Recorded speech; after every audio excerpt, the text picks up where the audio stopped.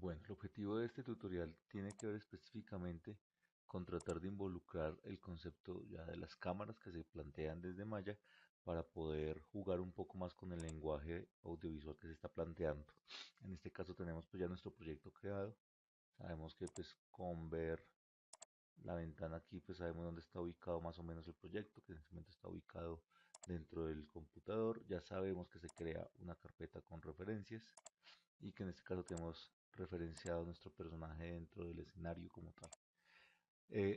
Lo que vamos a hacer a continuación es pues básicamente entender desde dónde se crean las ventanas de las cámaras y cómo vamos a trabajar con ellas para poder incrementar un poco los procesos de narrativa que se están trabajando. Vamos a ver los atributos principales de las cámaras y cómo podemos manipularlas, al igual de cómo trabajar con ellas para la generación de procesos de rig como tal. Entonces empecemos con el primer aspecto que tiene que ver con la creación de las cámaras. La primera parte es el menú Create y podemos trabajar directamente por la opción cámaras, en este caso cámara, que sería esta primera opción, o vamos por la pestaña, en este caso Rendering, y encontramos este icono que también es para crear cámara directamente. En este caso tenemos nuestra cámara ubicada por defecto siempre en el punto central del universo y vamos de todas maneras a crear dos paneles de manera lateral para poder percibir las cosas de cómo van evolucionando esta cámara. ¿Dónde encontramos la cámara en términos prácticos?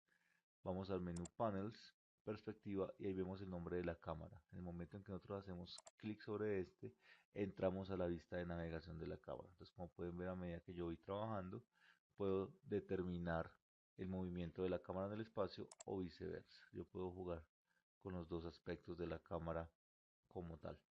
En esa medida, lo que vamos a trabajar es el desarrollo primero de las proporciones de la visualización. En este caso, la visualización la trabajamos desde el Render Settings, que nos permite configurar por defecto lo que sería nuestra vista. Vamos a trabajar con HD 720, le digo Close, y aquí vamos a encontrar lo que sería el Resolution Gate, o sea, la apertura de la visualización dentro de la cámara. Esto es lo que se va a ver realmente dentro del render. Y esto es lo que nos permite trabajar directamente el movimiento de cámara. Adicional a esto, nosotros tenemos que entender que muchas veces se puede seleccionar la cámara, la podemos tener oculta, o puede haber algún tipo de conflicto con respecto a lo que sería el manejo de la cámara. De esa manera, si se nos selecciona y se hace clic, de pronto aquí se puede cerrar el equipo. Hay una opción que es a través del Outliner. Vamos a seleccionar nuestra cámara y podemos ver que aquí aparecen todos los datos, en este caso de la cámara como tal, nombre, la ubicación y varios elementos que ya vamos a entrar a revisar. Pero si aparte de eso, pues se necesita hacer una selección rápida dentro de la vista, este primer icono que encontramos aquí en los iconos de la vista propiamente, nos permite seleccionar la cámara activa de la vista como tal. Vamos a encontrar dos aspectos, uno en el Channel Box y otros en el Attribute Editor. Aquí podemos encontrar los mismos elementos, como se pueden ver, desde ciertas características que vamos a empezar a manejar. Primero de ellos es el focal length o el ángulo focal. Yo puedo trabajar muy similar a lo que son las características del ángulo focal de una cámara cinematográfica. Entre, digamos que tenemos un ángulo focal, en este caso de 18, vamos a tener una vista, digamos que tirando un gran angular. Y si trabajamos con lente 80, pues vamos a trabajar unos planos muchísimo más cerrados en el caso dentro del trabajo de malla. ¿Eso para qué se trabaja? Para no tener que meter la cámara tan cerca del personaje y poder jugar con lo que sería en este caso el ángulo focal de la cámara. Eso permite obviamente otro tipo de manejo sin tener que moverla espacialmente. ¿Para qué se utiliza eso? Se utiliza sobre todo para poder trabajar cosas como por ejemplo el plano de cercanía y el plano lejano.